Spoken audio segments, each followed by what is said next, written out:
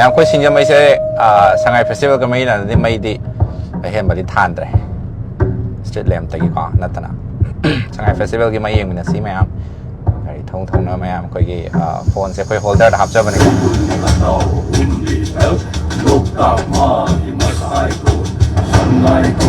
Sangai anthem तामिना से ma'am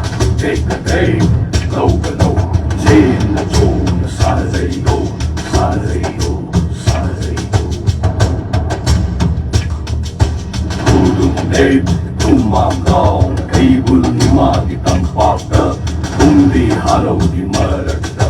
Saktaru na hindayo Saktaru ma'am कोई family mart नहीं को चली से न्यू चेकोन की फैमिली मार्ट तो अदर देने चली से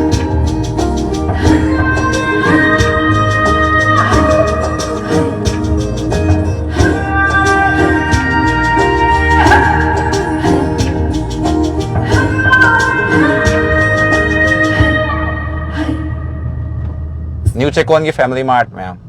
कोई की योगशाला गया ना हाई करके को हेलो बाई लाइव था लाए योगशाला दम ने रेडी तो भी रहा मत रहा ओके निगोल चाको बगी लॉटरी तो इधर नहीं को ओके ओके योगशाला नहीं लाइव था लाइव नहीं है वो शेयर तो चलो ओके था मैम कोई फोन तो चले फैमिली मार्ट तक को स्लाव रहा ना इसे ही तामिना सी को तो इसे इसी में हम कोई ताम नाम पाओ दा तुम थका लगा था बनी संगाई एंथम हाय का सुफंग बनी को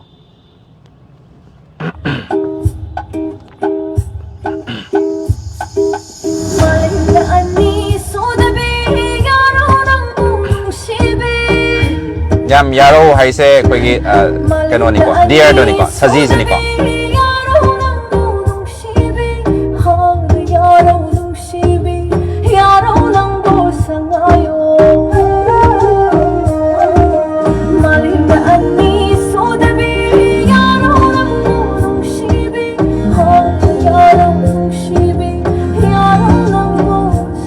Sing the man.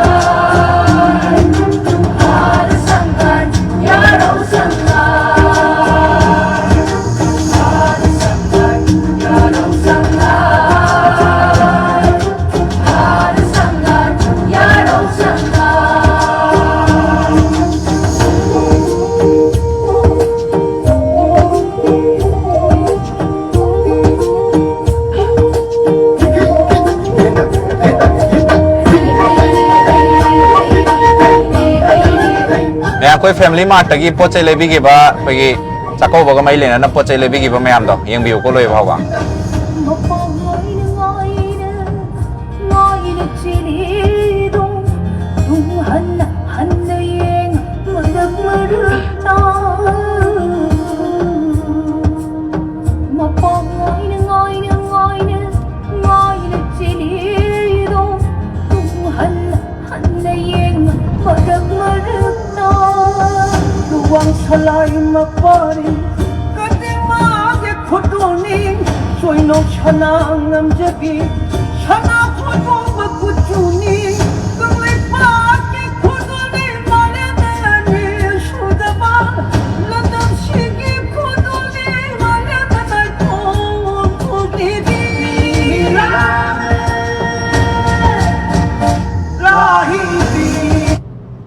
Guru Reuben ने मैम चिंगा इदो कोई गुरु रूबेन से मैम अदुम खंबिरा मनी को हाई नोट सिंग बदल फजल मास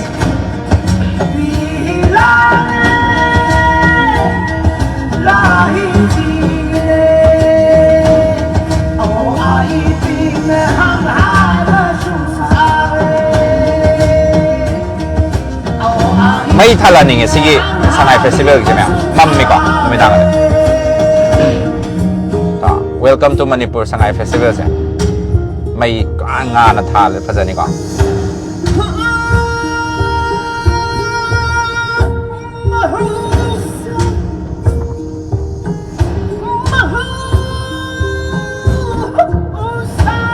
ดิปุ๊คุณนุงใช่ไหมอันพะจ๊ะดอก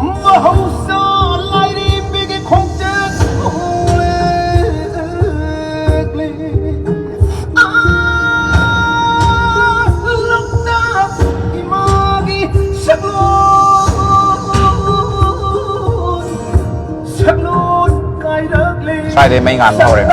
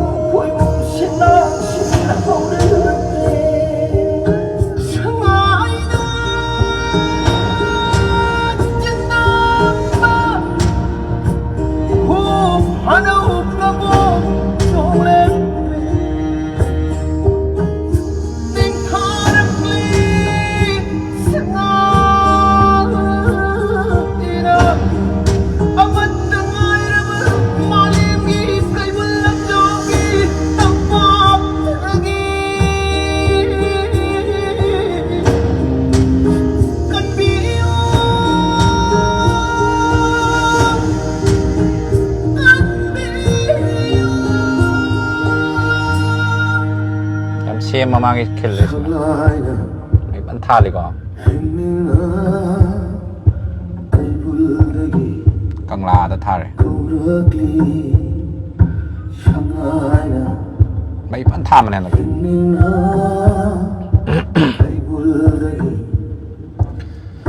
สังไงเนี่ยหิงนิ่งนะไกบุลตะกี้เกาลักลี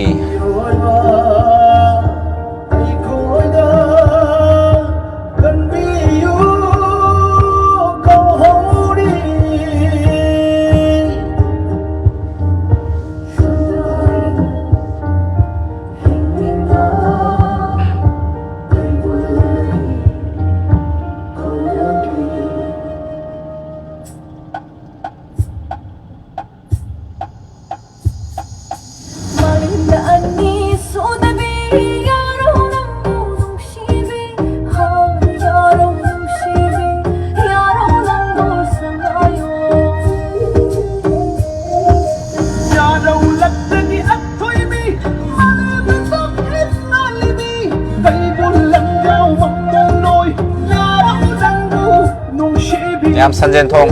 ลาละสิก่อน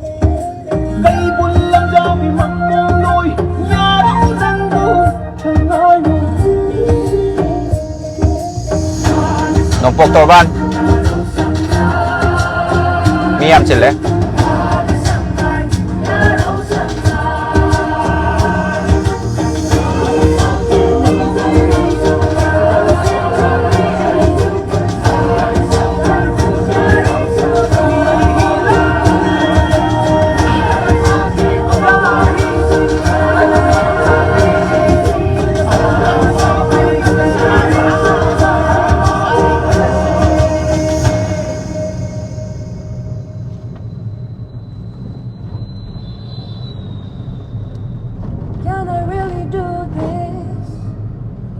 ยามค่อยสังไงเฟสติวัลกี้ยามมารุ่ยบ่มาพัมค่อยฮับตากังเซบุงไม่ยามจะให้กูดิ้งอีดมโตบ่พัมตัวตุกิมพัมตัวนี้ก็ตัวไม่ใช่มาร่างกายนะดมทาลีเซ็กแสมาข้าววันวันนี้ก็มาร้อยทาลีก็ไม่ใช่ตัวใช้มาเตียกสิมาดีการจังหันระบันนี้ทราฟิกไม่ยามนะ police ไม่ยามนะงากันเลยระบันนี้ค่อยสปอตมาพัมสิมาดีงากันเลยจังหันระบันนี้คงน่าจังไปดีอันนี้ก็ดูการีเซ่คุยบัดคุย parking space ไม่ยามเลยบันนี้สินักกันดานักยัดตั้งแต่ยังตั้งคำมันเลยสมนักกันนะ police นะไม่ยามง่ายว่าสิ่งที่ยังบิวก็จังหันระบันนี้สิตางากันเลยชูระไม่ยามจังหันเลย no entry zone แต่อีพูดทางการกี้ไม่ยามมาพัมเลยก็ไม่ฟังจะงานนัดทานบันนี้แล้วไม่ยามสมนักกันแต่ส่วนเนี่ยคุยการี parking slot นั่นเลยบันนี้ก็การีโจบสิ่งที่มาจ้าสิ่งที่การีคำบัมให้ตาเลยแล้วก็ ꯁꯣꯝ ꯅꯥꯀꯟꯒꯤ ꯃꯃꯥꯡ ꯊꯪꯕ ꯁꯥꯏꯠꯁꯦ ꯁꯤꯗꯁꯨ ꯄꯥꯔꯀꯤꯡ ꯁ꯭ꯄꯦꯁ ꯑꯃ ꯂꯩꯕꯅꯤ ꯁꯉꯥꯏ ꯐꯦꯁꯇꯤꯚꯦꯜꯒ ꯃꯔꯤ ꯂꯩꯅꯅ ꯍꯥꯡꯗꯣꯛꯆꯕ ꯑꯅꯧꯕ ꯄꯥꯔꯀꯤꯡ ꯁ꯭ꯄꯦꯁꯅꯤꯀꯣ ꯍꯥꯟꯅꯗꯤ ꯑꯃꯣꯠ ꯑꯀꯥꯏꯅ ꯄꯤꯛ ꯊꯜꯂꯝꯃꯤꯅꯤ ꯁ꯭ꯋꯥꯏ ꯃꯇꯦꯛꯁꯦ ꯑꯗꯣ ꯍꯧꯖꯤꯛꯇꯤ ꯁꯉꯥꯏ ꯐꯦꯁꯇꯤꯚꯦꯜꯒꯤ ꯁꯤꯠ ꯅꯥꯟꯈ꯭ꯔꯦ ꯃꯌꯥꯝ ꯁꯉꯥꯏ ꯐꯦꯁꯇꯤꯚꯦꯜ ꯂꯥꯛꯄꯒꯤ ꯌꯥꯝ ꯅꯨꯡꯉꯥꯏꯕ ꯑꯗꯨꯒꯨꯝꯕ ꯃꯤꯀꯨꯞ ꯑꯃꯅꯤꯀꯣ ꯁ꯭ꯋꯥꯏ ꯃꯇꯦꯛꯁꯦ ꯅꯝꯊꯤꯕꯅꯦꯕ ꯃꯌꯥꯝ ꯃꯣꯠꯄ ꯃꯌꯥꯝꯅ ꯑꯗꯣ ꯁ꯭ꯋꯥꯏ ꯃꯇꯦꯛꯁꯦ ꯐꯖꯅ ꯅꯥꯟꯈ꯭ꯔꯦ ꯑꯗꯣ ꯁꯉꯥꯏ ꯐꯦꯁꯇꯤꯚꯦꯜ lakpagi ꯀꯥꯟꯅꯕ ꯁꯉꯥꯏ ꯐꯦꯁꯇꯤꯚꯦꯜ ꯆꯍꯤ ꯑꯃꯗ ꯑꯃꯨꯛꯇꯪ ꯑꯣꯏꯇꯥꯔꯒꯁꯨ ꯀꯣ ꯃꯌꯥꯝ ꯁꯤꯗ ꯑꯩꯈꯣꯏ ꯂꯨ ꯅꯥꯟꯁꯤ ꯍꯥꯏꯕꯒꯤ ꯂꯨ ꯅꯥꯟꯅ ꯂꯩꯁꯤ ꯍꯥꯏꯕꯒꯤ ꯃꯦꯁꯦꯖ ꯑꯃ ꯁꯉꯥꯏ ꯐꯦꯁꯇꯤꯚꯦꯜꯁꯤꯗ ꯌꯥꯎꯔꯤꯀꯣ ꯃꯌꯥꯝ ꯃꯄꯥꯟꯗ ꯂꯥꯛꯀꯗꯧꯔꯤꯕ ꯃꯌꯥꯝ ꯁꯦꯡꯅ ꯍꯥꯏꯔꯕꯗ ꯏꯁꯥꯒꯤ ꯌꯨꯝꯗ ꯃꯤ ꯃꯄꯥꯟꯒꯤ ꯃꯤ ꯑꯃ ꯂꯥꯛꯀꯅꯤ ꯍꯥꯏꯇꯥꯔꯦ ꯂꯣꯏꯁꯟꯅꯩ ꯑꯗꯩꯗꯤ ꯐꯖꯅ ꯂꯨꯅ ꯅꯥꯟꯅ ꯊꯝꯅꯩꯗꯅ ꯃꯣꯠꯄꯁꯦ ꯏꯀꯥꯏꯖꯩꯗꯅ ꯑꯗꯨꯃꯥꯏꯅ ꯁꯉꯥꯏ ꯐꯦꯁꯇꯤꯚꯦꯜꯁꯤꯗꯁꯨ ꯃꯄꯥꯟ ꯂꯝꯒꯤ ꯃꯤ ꯃꯌꯥꯝ ꯂꯥꯛꯄꯅꯤꯅ ꯃꯣꯠꯄꯗꯣ ꯏꯀꯥꯏꯖꯗꯅ ꯁꯦꯡꯗꯣꯛꯏꯕꯅꯦꯕ ꯑꯗꯣ ꯃꯌꯥꯝ ꯆꯍꯤ ꯆꯨꯞꯄ ꯅꯥꯟꯅꯕ ꯍꯣꯠꯅꯃꯤꯟꯅꯁꯤ ꯒꯚꯔꯟꯃꯦꯟꯠꯇ ꯄꯨꯝꯅꯃꯛ ꯇꯥꯏꯅꯕ ꯆꯨꯝꯃꯣꯏ ꯑꯗꯣ ꯏꯁꯥꯗ ꯑꯩꯈꯣꯏ ꯏꯁꯥꯒꯤ ꯉꯝꯖꯕ ꯔꯦꯁꯄꯣꯟꯁꯤꯕꯤꯂꯤꯇꯤ ꯍꯥꯏꯖꯒꯦꯀꯣ ꯑꯗꯨꯝ ꯃꯌꯥꯝ ꯄꯨꯟꯅ ꯑꯗꯨꯝ ꯔꯦꯁꯄꯣꯟꯁꯤꯕꯤꯂꯤꯇꯤ ꯂꯧꯃꯤꯟꯅꯁꯤ ꯑꯗꯨꯗꯨꯒ ꯂꯨ ꯅꯥꯟꯕ ꯀꯪꯂꯩꯄꯥꯛ ꯑꯃ ꯑꯩꯈꯣꯏ ꯄꯨꯔꯛꯃꯤꯟꯅꯅꯕ ꯍꯣꯠꯅꯃꯤꯟꯅꯁꯤꯀꯣ ꯀꯩꯗꯧꯔꯦ ꯍꯥꯏꯅꯣ ꯁꯤ ꯑꯣꯇꯣꯁꯤꯅ ꯀꯣꯏ ꯁꯥꯟꯅ ꯂꯩꯁꯤꯅ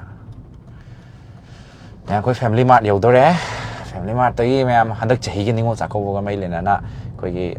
ꯀꯁꯇꯃꯔꯁꯤꯡꯒꯤꯗꯃꯛꯇ ꯑꯩꯈꯣꯏ ꯊꯝꯕꯤꯈꯤꯕ ꯑꯩꯈꯣꯏꯒꯤ ꯄ꯭ꯔꯥꯏꯁ ꯐꯖꯕ ꯃꯌꯥꯝ ꯑꯃ ꯊꯝꯈꯤꯕꯗꯣ ꯑꯗꯨꯗꯨꯒꯤ ꯉꯁꯤ ꯂꯣꯇ꯭ꯔꯤꯗꯣ ꯗ꯭ꯔꯣ ꯑꯣꯏꯗꯣꯏꯅꯤꯀꯣ ꯃꯇꯝ ꯈꯔꯗꯤ ꯂꯧꯔꯦ ꯑꯗꯨꯏꯁꯨ ꯃꯌꯥꯝ ꯃꯇꯝꯁꯦ ꯂꯧꯔꯁꯨ ꯂꯧꯅ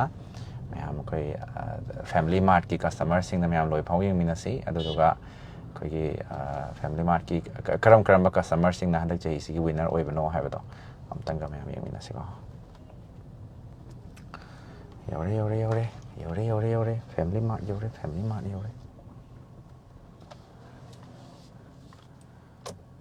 ꯐꯦꯃꯤꯂꯤ ꯃꯥꯔꯠ ꯌꯧꯔꯦ ꯑꯗꯨꯅ ꯑꯩꯈꯣꯏ ꯍꯧꯖꯤꯛ ꯀꯨꯝꯊꯖꯔꯛꯑꯒꯦ ꯑꯗꯨꯗꯨꯒ ꯂꯣꯇ꯭ꯔꯤ ꯇꯧꯃꯤꯟꯅꯔꯁꯤꯀꯣ ꯂꯛꯀꯤ ꯋꯤꯟꯅꯔ ꯈꯔ ꯈꯟꯒꯠꯃꯤꯟꯅꯁꯤ ꯃꯌꯥꯝꯒꯤ ꯃꯥꯡꯗ ꯑꯗꯨꯝ ꯁꯦꯡꯅ ꯇꯧꯅꯕꯒꯤꯗꯃꯛꯇ ꯁꯤꯡꯖꯃꯩ3ꯁꯤ ꯍꯥꯏꯕꯤꯔꯛꯏꯅꯤꯀꯣ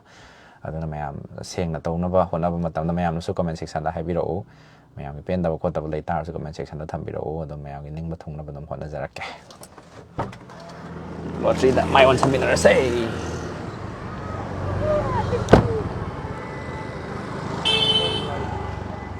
ꯍꯧꯔꯁꯦ ꯃꯌꯥꯝ ꯐꯦꯃꯤꯂꯤ ꯃꯥꯔꯠ ꯁꯣꯝ ꯅꯥꯀꯟꯗ ꯂꯩꯔꯦꯀꯣ ꯑꯗꯣ ꯁꯤꯗ ꯅꯤꯉꯣꯜ ꯆꯥꯛꯀꯧꯕꯒꯤ ꯊꯝꯈꯤꯕꯗꯨꯅꯦ ꯁꯤꯁꯤꯅ ꯑꯗꯣ ꯁꯅꯥꯕꯨꯟ ꯈꯔꯗꯤ ꯈꯤꯜꯂꯒ ꯊꯝꯕ ꯎꯔꯦ ꯀꯃꯥꯏ ꯁꯤꯟꯗꯣꯏꯅꯣ ꯁꯤꯕꯣ ꯑꯝꯇꯪ ꯀꯩꯅꯣ ꯇꯧꯔꯁꯦ ꯀꯃꯥꯏ ꯁꯤꯟꯗꯣꯏꯅꯣ ꯑꯝꯇꯪ ꯍꯥꯏꯕꯤꯔꯛꯑꯣ ꯃꯌꯥꯝ ꯕꯦꯛꯇ ꯑꯗꯨꯝ ꯍꯥꯏꯕꯤꯔꯛꯑꯣ ꯏꯇꯥꯎꯅ ꯃꯁꯤꯒꯤ ꯊꯧꯔꯝꯁꯤ ꯀꯃꯥꯏꯅ ꯄꯥꯡꯊꯣꯛꯁꯤꯒꯦꯗꯣ ꯃꯅꯨꯡꯗ ꯇꯧꯁꯤꯔꯥ ꯃꯄꯥꯟ ꯇꯧꯁꯤꯔꯥ ꯁ꯭ꯋꯥꯏꯗ ꯑꯗꯨꯝ ꯇꯧꯔꯁꯦ ꯃꯅꯨꯡꯗ ꯐꯨꯜꯂꯣꯏꯗ꯭ꯔꯣ ꯃꯄꯥꯟꯗ ꯀꯃꯥꯏꯅ ꯇꯧꯁꯤ ꯇꯧꯁꯤꯒꯦꯗꯣ ꯍꯥꯏꯔꯛꯑꯣ ꯅꯤꯌꯣꯝ ꯀꯩꯅꯣꯗꯣ ꯑꯩꯈꯣꯏꯅ ꯍꯣꯔꯃꯥꯟ ꯀꯩꯅꯣꯗꯣ ꯄꯨꯔꯛꯑꯣ ꯂꯤꯁꯇꯣ ꯂꯤꯁ ꯄꯨꯔꯛꯑꯣ ꯑꯗꯨꯗꯨꯒ ꯀꯩꯀꯩ ꯍꯥꯞꯄ ꯀꯃꯥꯏꯅ ꯇꯧꯗꯣꯏꯅꯣ ꯄ꯭ꯔꯥꯏꯁꯅ ꯁꯤ ꯂꯩꯔꯦ ꯄ꯭ꯔꯥꯏꯁꯁꯦ ꯀꯩꯅꯣꯁꯤꯒꯤ ꯃꯥꯅꯦ ꯑꯩꯈꯣꯏꯒꯤ ꯀꯩꯕꯥ ꯁꯤꯒꯤꯁꯦ ꯃꯈꯥꯒꯤꯁꯦ ꯀꯩꯅꯣ ꯋꯥꯁꯤꯡ ꯃꯦꯆꯤꯟꯅꯤꯀꯣ ꯋꯥꯁꯤꯡ ꯃꯦꯆꯤꯟꯁꯤꯃꯅꯦ ꯑꯗꯨꯗꯨꯒ ꯔꯥꯏꯁ ꯀꯨꯀꯔ ꯑꯃ ꯂꯩꯔꯦ ꯖꯨꯁꯔ ꯂꯩꯔꯦ ꯑꯗꯨꯒ ꯏꯂꯦꯛꯇ꯭ꯔꯤꯛ ꯑꯥꯏꯔꯟ ꯑꯃ ꯂꯛꯀꯤ ꯋꯤꯟꯅꯔ ꯃꯔꯤꯅꯤ ꯂꯧꯈꯠꯇꯣꯏꯁꯦ ꯂꯛꯀꯤ ꯋꯤꯟꯅꯔ ꯃꯔꯤ ꯃꯥꯒꯤ ꯂꯛꯀꯤ ꯉꯁꯥꯏꯒꯤ ꯋꯤꯟꯅꯔ ꯃꯔꯤꯁꯦ ꯀꯦꯇꯒꯣꯔꯤ ꯃꯔꯤꯗꯣ ꯍꯥꯏꯗꯤ 500 to 1500 ꯁꯤꯒꯤꯅ ꯑꯥꯏꯔꯟ ꯂꯩꯔꯦꯅꯀꯣ ꯑꯗꯨꯗꯒꯤ 1500ꯅ 1500ꯇꯒꯤ 2499ꯅ ꯔꯥꯏꯁ ꯀꯨꯀꯔ ꯂꯩꯔꯦꯀꯣ 2500ꯇꯩꯅ 3999 ꯐꯥꯎꯀꯤꯅ ꯖꯨꯁꯔꯁꯤ ꯂꯩꯔꯦꯀꯣ ꯑꯗꯩ 4000 ꯑꯦꯟ ꯑꯕꯞꯀꯤꯅ ꯋꯥꯁꯤꯡ ꯃꯦꯆꯤꯟꯁꯦ ꯋꯥꯁꯤꯡ ꯃꯦꯆꯤꯟꯁꯦ 9800 ꯄꯤꯕ ꯋꯥꯁꯤꯡ ꯃꯦꯆꯤꯟ ꯂꯩꯔꯦ ꯑꯗꯩ ꯖꯨꯁꯔꯁꯤꯅ 5500 ꯂꯩꯕꯅꯦ ꯑꯦꯝ ꯑꯥꯔ ꯄꯤꯗ ꯑꯗꯒꯤ ꯀꯩꯅꯣꯁꯤꯅ ꯔꯥꯏꯁ ꯀꯨꯀꯔꯁꯤꯅ 1800 ꯑꯗꯩ ꯑꯥꯏꯔꯟꯗ 900 ꯑꯃ ꯌꯥꯏ ꯑꯗꯣ ꯀꯃꯥꯏꯅ ꯇꯧ ꯑꯣꯠꯁꯤꯒꯦ ꯂꯤꯁꯁꯦ ꯑꯩꯈꯣꯏꯅ ꯁꯤꯔꯤꯌꯦꯜ ꯀꯌꯥ ꯁꯨꯒꯦ 500ꯇꯒꯤꯅ 1499 ꯐꯥꯎꯇ ꯂꯤꯁ ꯃꯁꯤꯡꯁꯦ 110ꯅꯦꯕꯀꯣ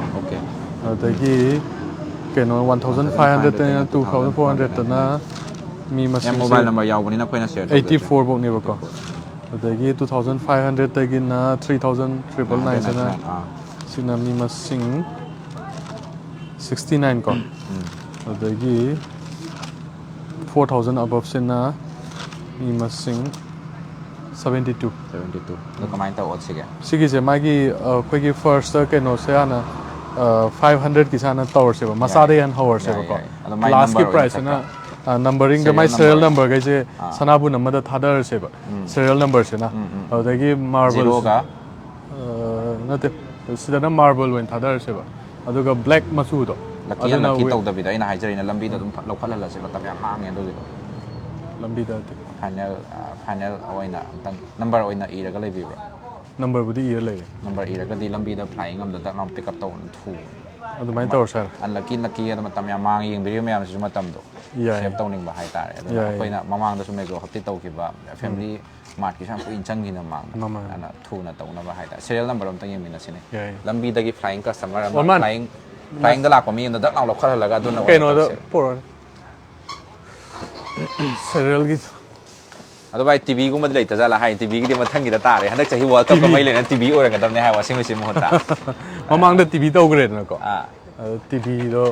ꯍꯟꯗꯛꯅ ꯋꯥꯔꯜ ꯀꯞ ꯑꯃ ꯑꯣꯏꯕꯅꯤꯅ ꯃꯌꯥꯝꯅ ꯇꯤꯚꯤꯁꯦ ꯄꯥꯝꯅꯩꯌꯦꯕ ꯃꯥꯅꯤ ꯁꯦꯔꯤꯌꯦꯜꯁꯦ ꯀꯃꯥꯏꯅ ꯇꯧꯕꯅꯣ ꯀꯃꯥꯏꯅ ꯏ ꯁꯨꯃꯥꯏꯅ ꯀꯌꯥꯗꯒꯤ ꯀꯌꯥꯐꯧ ꯃꯁꯤꯡ ꯃꯥꯒꯤ ꯃꯁꯤꯡ ꯍꯥꯏꯌꯦꯁꯇꯨꯐꯥꯎ ꯏꯔꯕꯅꯤ ꯍꯥꯏꯌꯦꯁꯇꯣ ꯃꯁꯤꯡ ꯍꯥꯏꯗꯤ ꯑꯍꯥꯟꯕꯒꯤ 500ꯇꯨꯒꯤ ꯍꯥꯏꯌꯦꯁꯁꯦ ꯀꯌꯥꯅꯣ ꯑꯗꯨꯐꯥꯎ ꯂꯧꯊꯣꯛꯑꯁꯦ 110 ꯐꯧ 110 ꯑꯗꯨ ꯑꯣꯏꯇꯥꯔꯗꯤ 110ꯗꯤ ꯑꯩꯁ ꯀꯃꯥꯏꯅ ꯇꯧꯕ 10 ꯑꯃꯨꯛ ꯍꯥꯞꯆꯤꯟ ꯇꯥꯕꯅꯤꯅꯦ ꯍꯥꯞꯆꯜꯂꯣ 110 ꯐꯧ ꯌꯥꯎꯔꯝꯒꯅꯤ 100 ꯐꯥꯎꯕꯗꯪ ꯃꯥꯜꯂꯦ 100 ꯑꯣꯔꯃꯥꯟ ꯗꯤꯖꯤꯠ 10ꯗꯣ ꯅꯪꯁꯦ ꯍꯥꯞꯆꯜꯂꯁꯦ 110 ꯐꯧ ꯁꯨꯕ ꯅꯠꯇ꯭ꯔꯣ ꯁꯨꯕ ꯑꯝꯇ 110 ꯌꯦꯡ ꯌꯥꯎꯗꯕ ꯃꯥꯜꯂꯦ 100 ꯐꯥꯎꯗꯪ ꯃꯥꯜꯂꯦ ꯃꯁꯤꯡ ꯑꯃꯃꯝ ꯌꯦꯡꯉ ꯊꯥꯗꯔꯁꯤꯔ ꯌꯥꯎꯋꯦ ꯌꯥꯎꯋꯦ 110 ꯐꯧ ꯌꯥꯎꯔꯦ ꯑꯥ 1 2 3 3 ꯑꯗꯣ ꯊꯥꯗꯔꯒꯗ꯭ꯔꯥ ꯁꯨꯃꯥꯏꯅ ꯄꯔꯦꯡ ꯁꯨꯝ ꯂꯦꯡꯉꯁꯦ ꯗꯤꯖꯤꯠꯁꯦ ꯁꯤꯁꯤꯅ ꯁꯤꯡꯒꯜ ꯗꯤꯖꯤꯠꯀꯤꯅ ꯃꯇꯣꯟ ꯂꯩꯍꯜꯂꯁꯦ ꯃꯌꯥꯝꯗ ꯁꯨꯝ ꯌꯦꯡꯍꯟꯁꯦꯕꯀꯣ ꯁꯤꯗ ꯗꯤꯖꯤꯠ ꯁꯤ ꯅꯝꯕꯔ 1ꯒꯤ 0ꯗꯩꯅ 10 ꯐꯥꯎꯗꯨꯅ ꯁꯤꯗ ꯂꯦꯡꯕꯤꯔꯣ ꯍꯥꯎꯁꯤ ꯃꯔꯨ ꯂꯦꯡꯕꯩ ꯇꯥꯏꯞꯇꯀꯣ ꯃꯌꯥꯝꯗ ꯌꯦꯡꯍꯟꯕꯗꯤ ꯐꯩꯗꯅ ꯁꯨꯗꯦꯗꯣ ꯁꯤꯅ 2 ꯗꯤꯖꯤꯠꯀꯤ ꯑꯝꯇ ꯁꯦꯝꯃꯛꯑꯣꯅꯦ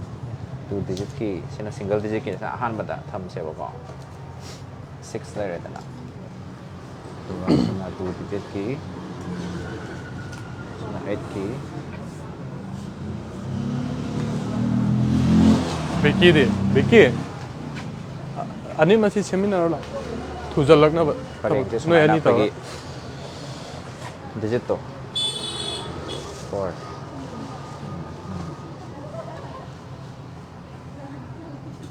ꯃꯌꯥꯝ ꯃꯁꯤꯡ ꯊꯤꯃꯤꯟꯅꯁꯤꯀꯣ ꯑꯩꯈꯣꯏꯒꯤ ꯍꯥꯎꯁꯤ ꯃꯔꯨꯗ ꯑꯩꯈꯣꯏꯅ ꯂꯥꯎꯗ꯭ꯔꯤꯉꯩꯗ ꯍꯥꯟꯅ ꯃꯁꯤꯡꯁꯤꯡꯁꯦ ꯁꯨꯕ꯭ꯔꯥ ꯁꯨꯗꯕ꯭ꯔꯥꯅ ꯍꯥꯟꯅ ꯏꯁꯥꯒꯤ ꯆꯦꯛ ꯁꯦꯔꯤꯌꯦꯜꯈꯩꯗꯣ ꯂꯣꯏ ꯇꯤꯀꯦꯠꯇꯣ ꯄꯥꯏꯕꯤꯔꯒ ꯍꯣꯏ ꯑꯗꯣ ꯇꯤꯀꯦꯠꯇꯣ ꯄꯥꯏꯔꯒ ꯂꯥꯏ ꯈꯨꯔꯨꯝ ꯂꯩꯕꯤꯔꯣ ꯋꯤꯅꯔꯁꯤꯡ ꯑꯣꯏꯕꯤꯌꯨ ꯑꯗꯣꯝꯁꯨꯀꯣ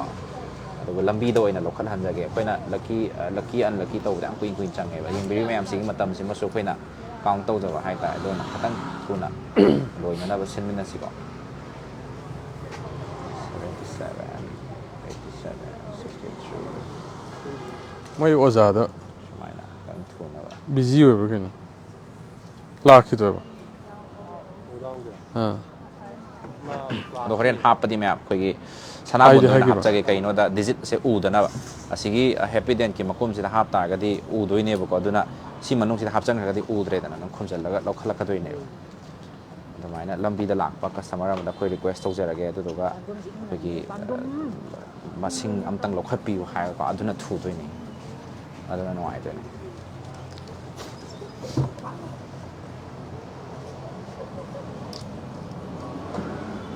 ꯃꯌꯥꯝ ꯐꯦꯃꯤꯂꯤ ꯃꯥꯔꯠ ꯅ꯭ꯌꯨ ꯆꯦꯛꯀꯣꯟꯗꯅꯤꯀꯣ ꯑꯩꯈꯣꯏꯅ ꯂꯩꯖꯔꯤꯁꯦ ꯑꯗꯣ ꯗꯤꯄꯥꯔꯠꯃꯦꯟꯇꯦꯜ ꯁ꯭ꯇꯣꯔ ꯁꯤꯡ ꯁꯨꯝ ꯑꯩꯈꯣꯏꯅ ꯁꯨꯝ ꯄ꯭ꯔꯣꯃꯣꯠ ꯇꯧꯖꯕ ꯑꯗꯣ ꯃꯃꯥꯡ ꯆꯍꯤꯒꯤ ꯅꯤꯉꯣꯜ ꯆꯥꯛꯀꯧꯕꯒ ꯃꯔꯤ ꯂꯩꯅꯅ ꯄꯥꯡꯊꯣꯛꯆꯈꯤꯕ ꯏꯚꯦꯟꯠꯇꯣ ꯍꯥꯏꯗꯤ ꯆꯥꯛꯀꯧꯕꯒꯤ ꯃꯌꯥꯝꯒꯤꯗꯃꯛꯇ ꯊꯝꯖꯕ ꯅꯤꯉꯣꯜ ꯆꯥꯛꯀꯧꯕꯒꯤ ꯂꯣꯇ꯭ꯔꯤꯗꯣ ꯑꯗꯨ ꯑꯩꯈꯣꯏ ꯁꯤꯃꯦꯇ꯭ꯔꯤꯁꯤꯒ ꯂꯣꯏꯅꯅ ꯄꯥꯡꯊꯣꯛꯃꯤꯟꯅꯕꯅꯤ ꯑꯗꯣ ꯃꯔꯨꯑꯣꯏꯅ ꯃꯌꯥꯝꯒꯤ ꯃꯥꯡꯗ ꯇꯧꯕꯁꯤ ꯑꯩꯈꯣꯏꯅ ꯃꯌꯥꯝꯒꯤ ꯃꯥꯡꯗ ꯎꯍꯜꯂꯒ ꯁꯨꯃꯥꯏꯅ ꯀꯁꯇꯃꯔꯁꯤꯡꯅ ꯄꯦꯟꯅꯅꯕ ꯍꯥꯏꯖꯒꯦ ꯀꯁꯇꯃꯔꯁꯤꯡꯅ ꯄꯦꯟꯅꯅꯕ ꯍꯣꯠꯅꯕꯗꯣ ꯑꯗꯨꯗꯣ ꯑꯩꯈꯣꯏ ꯎꯍꯟꯖꯅꯕꯒꯤꯗꯃꯛꯇ ꯑꯩꯈꯣꯏ ꯂꯥꯛꯆꯔꯤꯕꯅꯤꯀꯣ ꯃꯇꯝ ꯃꯥꯡꯉꯁꯨ ꯃꯥꯡꯅ ꯃꯌꯥꯝꯒꯤꯗꯃꯛꯇ ꯑꯩꯈꯣꯏ ꯌꯦꯡꯍꯟꯕ ꯂꯥꯛꯆꯔꯤꯕꯅꯤ 101 ꯌꯥꯎꯔꯦ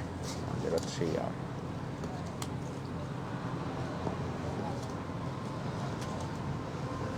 ꯑꯋꯥꯠꯄ ꯌꯥꯎꯔꯒꯁꯨ ꯑꯩꯈꯣꯏ ꯍꯧꯖꯤꯛ ꯃꯌꯥꯝ ꯀꯩꯅꯣ ꯇꯧꯖꯒꯦꯕ ꯍꯥꯞꯆꯟꯅꯕ ꯍꯣꯠꯅꯖꯒꯦ ꯍꯧꯖꯤꯛ ꯂꯥꯏꯚ ꯊꯥꯔꯤꯉꯩꯁꯤꯗ ꯑꯣ ꯀꯩꯁꯨ ꯀꯥꯏꯗꯦ ꯏꯃꯥ ꯑꯣꯔꯃꯥꯟ ꯆꯥꯛ ꯌꯥꯝ ꯂꯥꯝꯃꯦ ꯁꯥꯡꯕꯅꯦ ꯄ꯭ꯔꯣꯒꯥꯝꯗꯣ ꯍꯜꯂ ꯂꯥꯏꯚ ꯌꯦꯡꯕꯅꯦ ꯑꯗꯨꯅ ꯐꯔꯦ ꯂꯣꯏꯁꯤꯜꯂꯛꯄꯗ ꯏꯁꯩ ꯇꯥꯕꯤꯅꯕ ꯑꯣꯔꯒꯅꯥꯏꯖꯔꯗ ꯉꯥꯏꯍꯧꯗꯅ ꯂꯥꯏꯚꯇ ꯌꯦꯡꯉꯤꯕ ꯈꯔꯗꯨꯒ ꯑꯩꯈꯣꯏ ꯍꯟꯗꯛ ꯂꯥꯏꯕꯛ ꯐꯕꯤ ꯅꯤꯉꯣꯜꯁꯤꯡꯒꯤ ꯈꯨꯗꯣꯜꯗꯁꯨ ꯃꯌꯥꯝ ꯑꯩꯈꯣꯏꯒꯤ ꯐꯦꯃꯤꯂꯤ ꯃꯥꯔꯠꯁꯤꯅ ꯁ꯭ꯄꯣꯟꯁꯔ ꯇꯧꯕꯤꯕꯅꯤꯀꯣ ꯌꯥꯝꯕ ꯌꯥꯝꯗꯕꯁꯨ ꯃꯇꯦꯡ ꯄꯥꯡꯅꯕꯅꯤ ꯌꯥꯝꯅ ꯑꯩꯈꯣꯏꯒꯤ ꯁꯤꯒꯤ ꯕꯤꯖꯤꯅꯦꯁꯅ ꯍꯦꯛꯇ ꯂꯥꯛꯇ ꯀ꯭ꯔꯣꯔꯗ ꯐꯪꯕ ꯅꯠꯇꯦ ꯃꯌꯥꯝꯒꯤ ꯁꯦꯕꯥꯅꯤ ꯇꯧꯃꯤꯟꯅꯔꯤꯁꯦ ꯁꯨꯝ ꯑꯉꯝꯕ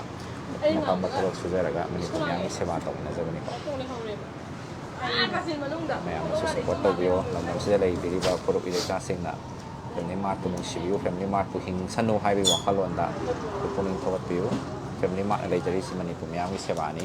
ใช่สิดาคุยMRP ตะก็โลดนักโคตรนะเหตุคุกให้โลบดูมาดูการช่วยดับเนี่ยไม่เอาเงินมาแต่รูปมันนี่สิกีอันน่ะฮับปะก็ไม่เอามิเสบาตัวจะมาดูมาเอาเลยนะมันนี่ยามเสียงนะตัวจะแล้วสิบุมบ่คุยเอาเลยสิ่งสิโปรโมทตรงนี้เราจังงี้ support ตรงนี้เราจังงี้ให้บุษนี่คุยสิ่งที่สิ่งไม่เคยดีไม่เอามาทำจะนี่สิ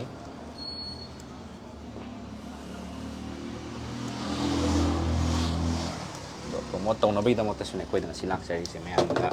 คุยอุหันจับว่าฟังหันจับว่าอะไรก็แฟมิลี่มาร์นตัววีวัฒนธรรมสิ่งสิ่งเสียงตัววีเนี่ยวิศวะเสียงตัววีให้บุษนิโกหันลักใจใช่45สิอะไรตัวมาสิ่งเสียไม่ครับคุยนะไลฟ์ท้าลาวันนี้นะไม่ครับสิ่งสำเร็จมาเยี่ยมมินอะไรก็ไม่ครับคุยติ๊กเก็ตไปเลยกี่รอบแฟมิลี่มาร์ที่มาสิ่งนะติ๊กเก็ตสิ่งตัว ready ตลอดก็ทำกี่รอบ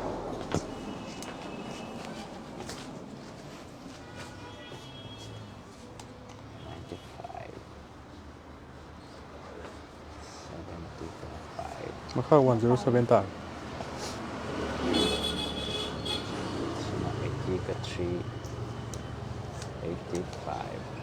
โดยฉันละก็ตัวเลขตั้งไง5050 5252 67 67 66เลยนะ67เลยนะ84 84จะหรอสิมวัดปะ มาสิงก็มัวแล้ว วัดประมาณเลยครับเส้นสิของขึ้นกันเอากุ้มบะเนี่ยมาสิ่งจะวัดแล้วก็สวายให้พี่รู้ปะ11วันเอาวัดประทับเส้นจะแกเสียเดียวเจ้าเครื่องใช้ตัวสิกะก็จะต่อกับวัดประทับ11วันเลย13 14 15 16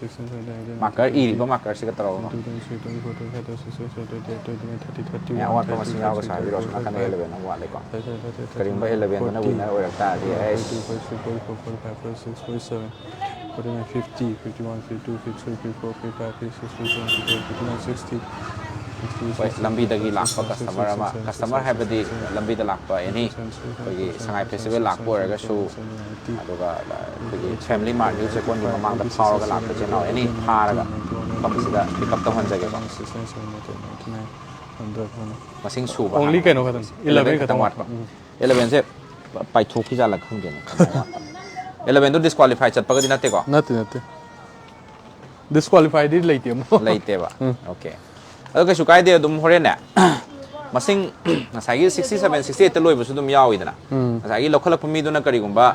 คุยกี่แคตตาล็อกตัวเห็นดูขี้ตาส่วนมากขังกับผิวหายขังกับฮัลเซบะเวลิตโอจิบอกขังกับฮัลเซบะใหญ่ตา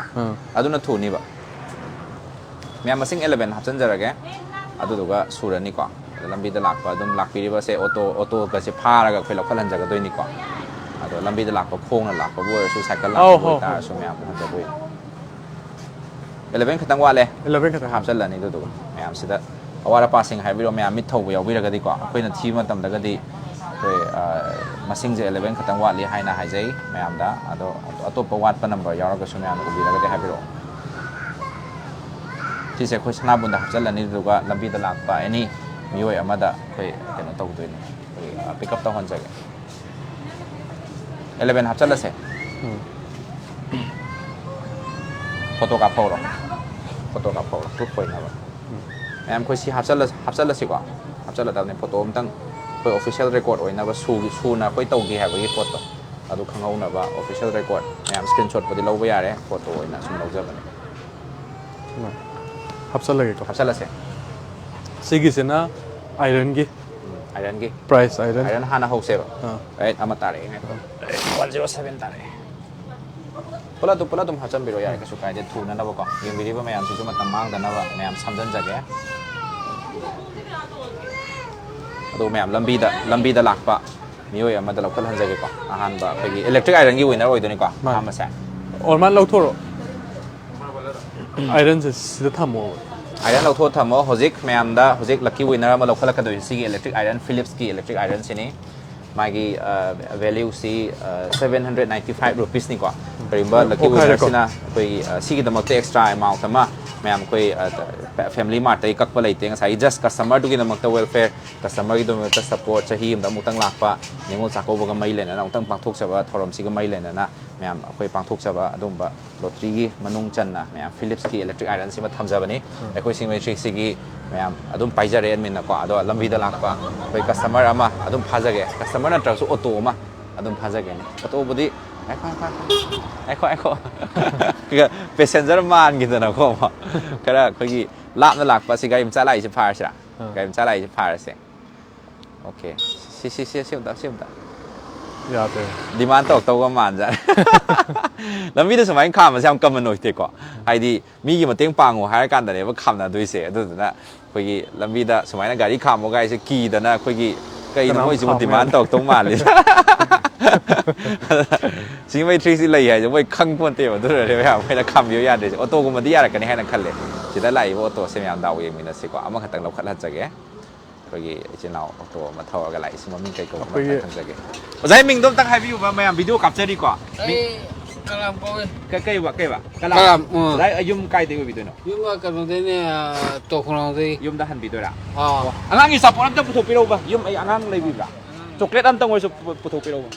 ꯀꯩꯅꯣ ꯆꯣꯀ꯭ꯂꯦꯠ ꯑꯝꯇ ꯆꯣꯀ꯭ꯂꯦꯠ ꯑꯃ ꯄꯨꯊꯣꯛꯑꯣ ꯄꯨꯊꯣꯛꯄꯤꯔꯛꯑꯣ ꯑꯗꯣ ꯌꯨꯝꯒꯤ ꯑꯉꯥꯡꯒꯤꯁꯨ ꯑꯆꯥꯄꯣꯠ ꯑꯃ ꯑꯩꯈꯣꯏ ꯈꯨꯗꯣꯜ ꯇꯝꯖꯒꯦꯕꯀꯣ ꯁꯨꯝ ꯑꯩꯈꯣꯏ ꯉꯥꯏꯍꯥꯛ ꯈꯥꯝꯕꯤꯕꯒꯤ ꯍꯥꯏꯇꯥꯔꯦ ꯑꯩꯈꯣꯏꯒꯤ ꯃꯇꯥꯏ ꯁꯣꯝꯗ ꯉꯥꯛꯇꯪ ꯑꯗꯣ ꯁꯤꯗꯒꯤꯅꯦ ꯑꯩꯈꯣꯏꯁꯤ ꯁꯅꯥꯕꯨꯟꯁꯤꯁꯤꯗ ꯑꯩꯈꯣꯏꯒꯤ ꯍꯟꯗꯛꯀꯤ ꯂꯣꯇ꯭ꯔꯤ ꯑꯃ ꯁꯤꯟꯖꯕꯅꯦꯕ ꯂꯣꯇ꯭ꯔꯤꯁꯤꯒꯤ ꯂꯛꯀꯤ ꯋꯤꯟꯅꯔ ꯑꯝꯇꯪ ꯂꯧꯈꯠꯄꯤꯌꯣꯅ ꯍꯥꯏꯖꯒꯦ ꯇꯧꯕ ꯃꯤꯠ ꯅꯥ ꯎꯏꯁꯜꯂꯒ ꯃꯤꯠ ꯆꯦꯖꯦꯠ ꯎꯏꯁꯟꯕꯤꯔꯣ ꯑꯗꯨꯗꯨꯒ ꯏꯖꯧꯅ ꯑꯝꯇꯪ ꯂꯧꯈꯠꯄꯤꯌꯣꯕꯀꯣ ꯗꯥꯎ ꯌꯥꯒꯗꯕ ꯑꯃꯈꯛ ahan haja ni kita ini ꯄꯩꯁꯥ ꯄꯩꯁꯥ ꯅꯠꯇꯦ ꯅꯠꯇꯦ. ꯄꯩꯁꯥꯒꯤ ꯅꯠꯇꯦ ꯁꯤꯗꯤ ꯐ꯭ꯔꯤꯅꯤ ꯃꯤꯒꯤ ꯃꯇꯦꯡ ꯄꯥꯡꯕꯅꯦꯕꯀꯣ ꯑꯗꯣ ꯉꯁꯥꯏꯒꯤ ꯂꯛꯀꯤ ꯋꯤꯟꯅꯔ ꯑꯃ ꯂꯧꯈꯠꯄꯤꯗꯣꯏꯅꯦꯕ ꯗꯥꯎ ꯌꯥꯕ ꯑꯝꯇꯪ ꯗꯥꯎ ꯌꯥꯕ ꯑꯝꯇꯪ ꯃꯁꯤꯡꯁꯦ ꯀꯌꯥꯅꯣ ꯑꯝꯇ ꯄꯥꯊꯣꯛꯄꯤꯔꯝꯃꯨꯕ ꯏꯖꯧꯅ ꯂꯧꯈꯠꯄꯤꯔꯛꯄ ꯅꯝꯕꯔꯁꯦ ꯑꯗꯨꯅ ꯄꯥꯊꯣꯛꯄꯤꯌꯨ ꯀꯌꯥꯅꯣ ꯑꯗꯨꯝ ꯕꯣꯏ ꯑꯃ ꯄꯣꯔꯣ ꯑꯗꯨ ꯑꯩ ꯕꯣꯏꯗꯣ ꯑꯝ ꯄꯤꯔꯣ 51 ꯌꯥꯝ ꯅꯨꯡꯉꯥꯏ ꯏꯖꯧꯕꯨꯁꯨ ꯍꯟꯅ ꯊꯥꯒꯠꯆꯔꯤ ꯑꯗꯣ ꯆꯣꯀ꯭ꯂꯦꯠꯁꯤꯁꯨ ꯏꯆꯥꯗ ꯄꯤꯖꯕꯤꯌꯨꯀꯣ ꯍꯣꯔꯦꯟ ꯁꯨꯃꯥꯏꯅ ꯂꯝꯕꯤꯗ ꯐꯥꯔꯒ ꯉꯥꯛꯇꯪ ꯑꯩꯈꯣꯏ ꯑꯆꯥꯄꯣꯠ ꯑꯃ ꯁꯨꯃꯥꯏꯅ ꯈꯨꯗꯣꯜ ꯇꯝꯕꯤꯔꯛꯑꯦ ꯍꯥꯏꯕꯤꯌꯨꯀꯣ 51 ꯑꯣꯏꯗꯣꯏꯅꯤ 51ꯁꯦ ꯏꯖꯧ ꯃꯤꯡ ꯑꯝꯇꯪ ꯏꯖꯧꯁꯨ ꯈꯪꯕꯤꯌꯨꯀꯣ ꯁꯨꯔꯕꯂꯥ ꯑꯁꯥꯡꯕꯝ ꯁꯨꯔꯕꯂꯥ ꯑꯁꯥꯡꯕꯝ ꯀꯧꯕ ꯑꯃꯅ ꯋꯤꯟꯅꯔ ꯑꯣꯏꯔꯦ ꯈꯨꯅꯧ ꯋꯥꯡꯈꯩ ꯈꯨꯅꯧꯗꯒꯤꯀꯣ ꯋꯥꯡꯈꯩ ꯈꯨꯅꯧꯗꯒꯤ ꯁꯨꯔꯕꯂꯥꯅ ꯑꯣꯏꯕꯤꯔꯦ ꯏꯖꯧ ꯆꯦꯛꯁꯤꯟꯅ ꯊꯧꯕꯤꯌꯨꯀꯣ ꯊꯥꯒꯠꯆꯔꯤ ꯏꯖꯧꯕꯨꯁꯨ ꯍꯟꯅ ꯊꯥꯒꯠꯆꯔꯤ ꯊꯦꯡꯛ ꯌꯨ ꯍꯧꯖꯤꯛꯀꯤ 51ꯁꯦ ꯑꯃꯨꯛꯀ ꯍꯥꯞꯆꯟꯈ꯭ꯔꯁꯦ ꯍꯥꯞꯆꯟꯒꯁ ꯃꯊꯪꯒꯤꯁꯨ ꯑꯗꯨꯝ ꯇꯧꯔꯁꯦꯕ ꯁꯝꯖꯟꯅꯕ ꯑꯃꯒ ꯑꯃꯨꯛ ꯐꯥꯔꯁꯦ ꯀꯩꯅꯣ ꯑꯣꯔꯃꯥꯟ ꯁꯤꯒꯤ ꯃꯤꯁꯦ ꯐꯣꯟ ꯇꯧ ꯑꯝꯇ 51ꯁꯦ ꯍꯧꯖꯤꯛ ꯂꯥꯛꯄ ꯌꯥꯒꯗ꯭ꯔꯥ ꯑꯣꯇꯣ ꯑꯃꯁꯨ ꯂꯥꯛꯑꯦ ꯑꯩꯈꯣꯏ ꯑꯣꯇꯣ ꯏꯆꯤꯜ ꯏꯅꯥꯎꯁꯤꯡꯗꯤ ꯉꯥꯛꯇꯪ ꯃꯨꯠꯊꯠꯄꯤꯌꯣ ꯑꯩꯈꯣꯏ ꯑꯣꯇꯣ ꯏꯆꯤꯜ ꯏꯅꯥꯎꯁꯤꯡꯗꯤ ꯈꯥꯝꯃꯤ ꯈꯨꯗꯤꯡꯒꯤ ꯂꯣꯏ ꯃꯨꯠꯊꯠꯄꯤꯅꯦ ꯑꯩꯈꯣꯏ ꯒꯥꯔꯤ ꯃꯆꯥꯒꯁꯤꯗꯤ ꯍꯧꯖꯤꯛꯀꯥꯟꯗꯤ ꯀꯩꯅꯣꯗꯣ ꯀꯤꯕ ꯈꯪꯗꯦ ꯗꯤꯃꯥꯟ ꯂꯥꯛꯀꯅꯤ ꯀꯤꯗꯅ ꯑꯩꯈꯣꯏꯒꯤ ꯈꯥꯝꯕꯤꯗꯕꯤꯅꯦꯕꯀꯣ ꯑꯩꯈꯣꯏꯒꯤ ꯕ꯭ꯔꯗꯔꯒꯤ ꯃꯤꯡ ꯑꯝꯇꯪ ꯍꯥꯏꯕꯤꯌꯨꯅꯦ Premjit ꯐ꯭ꯔꯦꯝꯁꯤ ꯀꯩ ꯂꯝꯗꯕꯤꯗ Laprakum kainodagi fry ahong gali ꯂꯥꯏꯟꯁꯦ ꯀꯥꯏꯗ ꯆꯦꯟꯕꯤꯕ Jenimsta ꯖꯦꯅꯤꯝꯁ ꯂꯥꯏꯟꯒꯤꯅꯦꯕꯀꯣ ꯑꯩꯈꯣꯏ ꯉꯁꯤꯁꯦ ꯁꯤ ꯐꯦꯃꯤꯂꯤ ꯃꯥꯔꯠꯀꯤ ꯁꯤꯒꯤ ꯗꯨꯀꯥꯟꯁꯦ ꯁꯤꯁꯤꯒꯤ ꯑꯩꯈꯣꯏ ꯅꯤꯉꯣꯜ ꯆꯥꯛꯀꯧꯕꯒ ꯃꯩ ꯂꯩꯅꯅ ꯆꯍꯤ ꯈꯨꯗꯤꯡꯒꯤ ꯑꯗꯨꯝ ꯄꯥꯡꯊꯣꯛꯆꯩꯕ ꯍꯟꯗꯛ ꯆꯍꯤꯒꯤꯁꯨ ꯅꯤꯉꯣꯜꯁꯤꯡꯒꯤꯗꯃꯛꯇ ꯉꯁꯥꯏꯒꯤ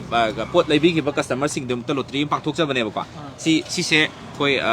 ꯕ꯭ꯔꯗꯔꯅ ꯑꯃꯈꯛꯇꯪ ꯂꯧꯈꯠꯄꯤꯌꯣꯕ ꯉꯁꯥꯏꯒꯤ ꯂꯛꯀꯤ ꯋꯤꯟꯅꯔ ꯑꯝꯇꯪ ꯆꯤꯡꯈꯠꯄꯤꯔꯝꯃꯣꯕꯀꯣ ꯑꯩꯈꯣꯏꯅ ꯂꯝꯕꯤꯗ ꯐꯥꯖꯔꯤꯁꯦ ꯑꯗꯨꯗꯨꯒꯤꯅꯦ ꯑꯩꯈꯣꯏꯅ ꯂꯧꯈꯠ ꯇꯥꯔꯗꯤ ꯑꯩꯈꯣꯏꯅ ꯁꯦꯝ ꯁꯥꯕꯒꯤ ꯆꯥꯟꯁ ꯌꯥꯝ ꯋꯥꯡꯉꯤꯗꯅ ꯏꯁꯥꯅ ꯑꯝꯇꯪ ꯂꯧꯈꯠꯄꯤꯌꯣ ꯃꯤꯠ ꯅꯥ ꯎꯏꯁꯜꯂꯒ ꯃꯤꯠ ꯎꯏꯁꯟꯕꯤꯔ ꯑꯝꯇ ꯂꯧꯈꯠꯄꯤꯌꯣ ꯈꯔ ꯑꯣꯠꯈꯥꯏꯕꯤꯌꯣ ꯗꯥꯎ ꯌꯥꯕ ꯑꯃ ꯍꯟꯗꯛꯀꯤꯁꯤꯅ ꯔꯥꯏꯁ ꯀꯨꯀꯔ ꯄꯤꯔꯛꯈꯤꯅꯨ ꯃꯁꯤꯡꯗꯣ ꯀꯌꯥꯅꯣ ꯑꯝꯇ ꯄꯥꯕꯤꯌꯨ Singo 58 kumo male 58 ꯂꯥ ꯑꯝꯇꯪ ꯌꯦꯡꯕꯤꯌꯨꯅꯦ 58 85 ꯅꯠꯇꯦꯀꯣ 58 ne 58 58ꯀꯤ ꯂꯛꯀꯤ ꯋꯤꯟꯅꯔꯁꯤ ꯀꯅꯥꯅꯣ ꯑꯝꯇꯪ ꯌꯦꯡꯃꯤꯟꯅꯁꯤ ꯚꯦꯂꯤꯗ ꯑꯣꯏꯕ꯭ꯔꯥ ꯍꯟꯗꯛꯀꯤ ꯃꯊꯪꯒꯤꯁꯤꯅ ꯀꯔꯝꯕꯒꯤꯅꯦ ꯍꯧꯖꯤꯛꯀꯤꯗꯣ ꯁꯤꯒꯤꯁꯤꯅ ꯔꯥꯏꯁ ꯀꯨꯀꯔꯒꯤ ꯔꯥꯏꯁ ꯀꯨꯀꯔꯒꯤ ꯋꯤꯟꯅꯔꯅꯦꯕꯀꯣ 58 ꯌꯥꯎꯕ꯭ꯔꯥ ꯌꯦꯡꯁꯦ 58ꯁꯤꯅ TH Kennedy ꯈꯨꯔꯥꯏ ꯀꯣꯡꯄꯥꯠ ꯈꯨꯔꯥꯏ ꯀꯣꯡꯄꯥꯜꯗꯩ KH Kennedy ꯑꯩꯈꯣꯏꯒꯤ ꯃꯃꯥꯡꯂꯣꯝꯒꯤꯅꯦ ꯑꯩꯈꯣꯏꯅ ꯑꯍꯣꯡꯒꯩꯒꯤ ꯈꯪꯅꯔꯕ ꯑꯗꯨꯝ ꯑꯩꯈꯣꯏ ꯂꯩꯀꯥꯏ ꯊꯪꯅꯕ ꯍꯥꯏꯇꯥꯔꯦ ꯑꯣ ꯌꯥꯝ ꯅꯨꯡꯉꯥꯏꯔꯦ ꯈꯪꯅ ꯇꯥꯔꯗꯤ ꯄꯥꯎ ꯄꯤꯕꯤꯌꯣ ꯑꯝꯇ ꯍꯥꯏꯒꯦ ꯇꯧꯔꯦ ꯑꯆꯥꯄꯣꯠ ꯑꯝꯇꯪ ꯆꯣꯀ꯭ꯂꯦꯠ ꯑꯝꯇꯪ ꯄꯤꯕꯤꯌꯨꯅꯦ ꯈꯨꯗꯣꯜ ꯑꯝꯇꯪ ꯑꯩꯈꯣꯏ ꯁꯤꯡꯃꯩꯇ꯭ꯔꯤꯁꯤꯒꯤꯁꯨ ꯂꯥꯏꯚ ꯀꯥꯞꯆꯕꯅꯦꯕꯀꯣ ꯑꯆꯥꯄꯣꯠꯁꯤꯗꯪ ꯍꯣꯔꯦꯟ ꯑꯉꯥꯡꯒꯤꯔ ꯀꯩꯅꯣꯝꯃ ꯑꯝꯇꯪ ꯄꯤꯕꯤꯌꯣ ꯑꯁꯨꯝ ꯍꯔꯥꯎꯖꯅꯕꯀꯣ ꯑꯗꯨꯝ ꯀꯩꯅꯣꯅꯦ ꯃꯌꯥꯝ ꯃꯃꯥꯡꯗ ꯎꯍꯜꯂꯤꯅꯦ ꯁꯦꯡꯅ ꯇꯧꯋꯦ ꯑꯗꯨ ꯎꯍꯟꯖꯕꯩ ꯋꯥꯅꯤ ꯑꯩꯈꯣꯏ ꯃꯇꯣꯟ ꯑꯗꯨꯝ ꯇꯧꯕ ꯌꯥꯏꯗꯅ ꯃꯌꯥꯝ ꯃꯥꯡꯗ ꯎꯍꯜꯂꯒꯗꯤ ꯃꯄꯨꯡ ꯐꯥꯏꯗꯅ ꯑꯗꯨꯒꯤꯅꯤ ꯊꯦꯡꯛ ꯌꯨ ꯊꯥꯒꯠꯆꯔꯤ ꯍꯣꯏ ꯅꯨꯡꯉꯥꯏꯖꯔꯦ ꯁꯤ ꯐꯣꯟ ꯑꯃ ꯇꯧ 58 ꯃꯌꯥꯝꯗꯣ ꯐꯦꯃꯤꯂꯤ ꯃꯥꯔꯠꯀꯤ ꯑꯩꯈꯣꯏꯒꯤ ꯃꯊꯪꯒꯤꯁꯤꯅ ꯀꯔꯝꯕ ꯋꯤꯟꯅꯔꯅꯣ ꯃꯊꯪꯒꯤꯁꯤꯅ ꯖꯨꯏꯁꯔ ꯑꯣꯏꯗꯣꯏꯕ ꯖꯨꯁꯔꯒꯤ ꯃꯣꯏ ꯁꯤꯗ ꯇꯧꯔꯁꯤ ꯖꯨꯁꯔꯒꯤ ꯋꯤꯟꯅꯔ ꯁꯣꯝꯗ ꯂꯥꯛꯏꯁꯤꯗ ꯉꯥꯏꯈꯣ ꯀ꯭ꯔꯣꯁꯇꯤ ꯇꯧꯔꯒꯨꯝꯁꯦ ꯁꯣꯝ ꯅꯥꯀꯟ ꯂꯥꯛꯄꯗ ꯑꯣꯏꯅ ꯇꯧꯁꯤ